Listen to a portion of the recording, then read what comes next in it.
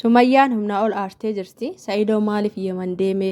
Qarshii isaa abdatee wanta inni fashaleessuu deeme wayiitii jira ta'a. Maal gochuu ofii isaatiif deeme? Wuxxeeti isa faalleessuufi kan inni deeme malee biyya nama itti beeku keessatti miti, biyya namni beekne keessatti namni kamiyyuu akkas naa godhaa jedhanii marammarsiisaa fi abdiin hiriyaa isaatiin ni marammarsiisee fi wuxxeessisaa isaaf erguu hin danda'u. Inni garuu kan inni deeme waa tokko faalleessuufi kan inni deeme garuu anis yuutuubara atis yuutuubara na gowwomsa si gowwomsatte tasumayyuu yaadini jalqaba yeroo manaa baaturra yeroo paantii kee godhaturra eegalte hanga ishee bira dhaqxu hanga taloo san bira dhaqxu hanga daa'ima san argitu bakka akkaataa itti deemtu bakka hundasaa waraabde na ergu qabda. Isa kana immoo gadin dhiisu argatte jedhe immoo ani gadin dhiisu na beeksa wanta hundasaa waraabde na ergu qabda. Sanarraan kanafe Sumayyaa hin gowwomsatte tasumayyuu yaadin ati qarshii keetitti abdatte wanta ati faalleessuu deemte tokko wanta jiruuf deemte malee namni kamiyyuu si marammarsiisee si erguu ni danda'ati moo waan nama beektuu fi abdiin iyyuu hiriyaa keeti inni iyyuu marammarsiisee siif erguu ni danda'a. Kanaafuu wanta hunda isaatiyyuu sanbooda orijinaala isaa nama ani kennisiin jedhettiin kennita. Ani immoo karaa doktoroota isaa ta'u salaamillee jirti isheen iyyuu hiriyaati yaanaaf jechaadha kan isheen karaatataa jirtu nama ani itti nadhaarra'uu barbaade na nadhaarraa sanbooda kooppii waan akkasii godhatteen gowwomsatte tasuma yaadini. Orijinaala isaa bakka itti naa kennisiin jedhetti naa kennita sanboodaan illee karaa ittiin qulqulleeffachuu qabu nan qulqulleeffadhaa jeeni. Innammoo abdiin hiriyaa isaati wanta inni hojjetu hunda ni beeka waan inni hojjetuu fi waan inni hojjetu hunduma hanga boollayyuu osoo waliin galanii jedhanii hin beeka. Kaleessa kakadhu jennaan kakachuu didee waan beekuufi inumaayyuu dubbii isaa keessatti maal jedhe abdiin ijoollee keessiif kennina baay'ina ijoollee wayii ibsee hin jenne. Inumaayyuu ijoollee kee jedhee baay'ina ijoollee biraa qaba Sa'iidoon kan biraas qaba. Dubbii suni waa beeka hiccitii isaa beekat akkas jedhee. Innaa akka nama afaan Amaariffaa dogongoree ta'ee afaan Oromootiin ibsu akkas yaalee akka waan afaan rakkisee ta'ee. Inni hiriyaa isaa waan ta'eef sirriitti beeka. Inumaayyuu Sa'iidoon ijoollee biraatiyyuu qabaachuun oolu. An takkittii kanaaf mataa kiyyana dhukkuba yookiin immoo yaaddee aara malee inni kan biraas qaba. Akka inni jedhetti eeshi yoo abdiin iyyuu dogongora ta'e ayyuun immoo buufata xiyyaaratitti yeroo gaggeessitu maal jette deemiti ijoollee kee qulqulleessi kootu haadha manaa kee fi ijoollee kee jetteen edaa haadha manaa kiyyaan jenne ijoollee kiyya jette malee jetteen inna baay'ina ibsiteeti jette ayyuun kan jireenya isheetiin duubati waan ta'eef ishee baay'een aarsu jedhee itti himuu danda'a. Ana garuu yeroo waliin jirrutti kan wanti kun ta'e kanaafiyyuu na aarse inumaayyuu Sa'iidoon mucaa san tokko qofa miti kan biraas qabaachuu danda'a hin qabasi akka abdiin jedhutti abdiin hiriyaa isaati waan hunda isaa beeka. Gaafa amma waa'ee mucaa kanaa natti himanii yeroo inni ayyuu fuudhe sanii yeroo san immoo abdiidhaan waliin lolle jedhe.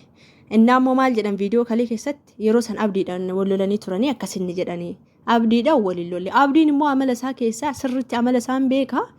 Yeroo waasabu dubbatee ka'ee kolfaa. Innammoo osoo dhugaa ta'e osoo Sa'iidoon kaleessa maal jedhe osoo waa jiraachuu baate abdiin ni kakataa. Abdii fi inni immoo hiriyaadha. Osoo boollayyuu waliin seenaa jedhanii waliin seenanii. Innammoo abdii yoo waa sobuu barbaade waa dubbatee ka'ee kolfa waan sobaa yoo ta'e amala isaa sirriitti beeka. Kanaafiyyuu haadha barbaanne ijoollee keessiif kennina jedhee. Kanaaf waan inni beeku wayiitu jira malee osoo soba ta'e osoo kan beeku ta'e osoo immoo soba kan ta'u taate dubbiin kun waa jiraachuu baate ni kakata ture. Abdii fi inni hiccitii sirriitti waliin beekanii. Gaafa amma waa'ee mucaa kanaa waamanii natti manii seerumaan na waamanii mucaan kun ka Sa'iidooti jedhanii seerumaan na waamanii natti manii achumaanii Mustafaa kanaa fi abdiitti himeen jira. Mucaan kun akkasii akkamitti beektaa jedheeni gaafannaan abdiin gaafa sanillee akkasii jedhee kokkolfeetuma callisee waan inni beeku wayiitii jira. Inumaayyuu Sa'iidoon mucaa kana qofa osoo hin taane kan biraas ni qaba. Osoon ani kanaaf aariyyuu osoo kanaaf na jaanjessu kan biraa immoo akka inni qabudha. Hunduma caala kan na aarsu immoo kan inni na gowwomsu kanaadha. Innaa ijoollee biraa qaba. Abdii waa malee akkasin jedhu ayyuunillee tariitii jireenya kan isheetiin duubati waan ta'eef woo isheen aarsu jedhee itti himuu hin danda'a. Mucaan amma jedhu kun immoo daa'ima ishee hangafaatii gadi akka ta'edha. Kanaaf yeroo sanitti inumaayyuu maannaan jechaa ture osoo atiyyuu daa'ima argachuu baattee ani fuudhu hanga barbaaddeyyuu haa ta'u akkasnaan jechaa ture. Rakkaa inni gara biraatitti akkas godhachaati kan inni akkasnaan jedhu hanga barbaadde osoo haa ta'u osootiyyuu daa'ima hin deenye sirriitti fuudhu naan jechaa ture. edaa inni waan kana qabuuf innammoo yeroo na barbaadu dhufe san baay'een isaanii amma isin kan gadditanii fi inni siif jecha akkas ta'a inni si barbaada akkas ta'a ijoolleetti agarsiisi maaloo kan jettanii inni ana barbaada fi miti inni edaa sana'aa ture isheen immoo bakka isheen kireeffattee turte sun anaan immoo eessadha bakka san dhiifama bakka san ture ani inni garuu sana'aa ture kan ani barbaadu achitti inni lakkaa inni ijoollee isaa guddifataa jira.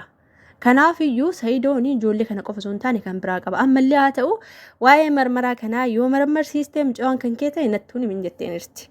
Nattuun himin garuu immoo aarteeti kan isheen dubbatte yoo waa'ee marmartee waa'ee huxxeetii isaa nama ittiin adda qulqulleeffadhu akkaataan qulqulleeffadhu kooppii osoo hin taane orjinaal isaan kennite anillee irra deebi'ee marmarsiisee haala sanaan huxxeetii isaa bara na gowwoomsaa si gowwoomsaa hin hojjetu.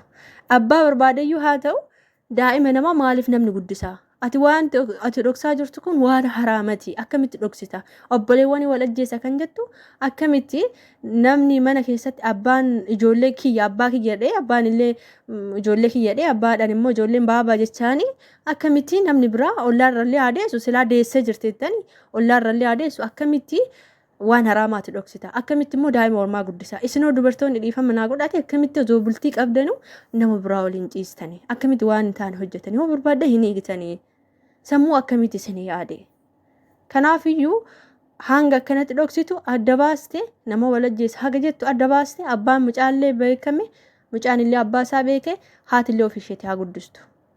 Maaliif osoo jireenya bultiitiin jirtu waan akkasii hojjetti ati immoo haraama kan dhoksitu inni kuniyyuu haraama ittiin jirti.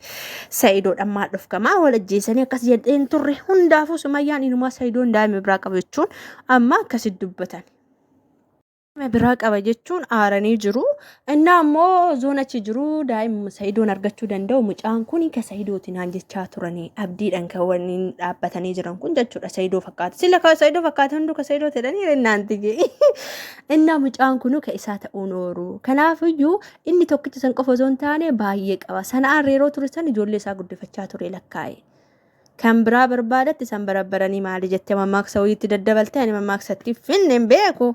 Sanas ta'e kana Sumayyaan inumaayyuu aartee jirti kan biraas qaba jettee jirti kanas abdii waa malee akkasin jedhu osoo Amaariiffiyyuu harkaa bade ayyuunoo akkamitti akkas jetti akkasitti dubbiin akkas ta'ee jira hundaafiyyuu kaamee Sa'idooni ammallee ijoollee isaan harkas jechuudha amma hundaafiyyuu marammarsiisee waan hundayyoo hime isheen illee qulqulleeffattu ni qulqulleeffatti achi booda kaamee waanuma laallula kan biraas jirattee gaafsa illee kaastire mucaa kanallee kanaa barbaadaniire achi ta'eeteetti. Kunillee ka isaa ta'uun oolu numaa ka isaatiin aan jechaa turanii. Kanaafiyyuu Sa'idoon ati hunduma caala kana aarsitu kanatti na gowwoomsituudha. Kana ajjaajaaltuudha. Mashkala kadiir Sa'idoon kunillee rakkate. Rakkinna kanaafuu sanas ta'e kana kaa'amma hanga manaa bahutti yeroo paantii godhaturra hanga mana yaala deemutti viidiyoo waraabetti ergachuudha. Nu biraan hin geessanii godhuu viidiyoo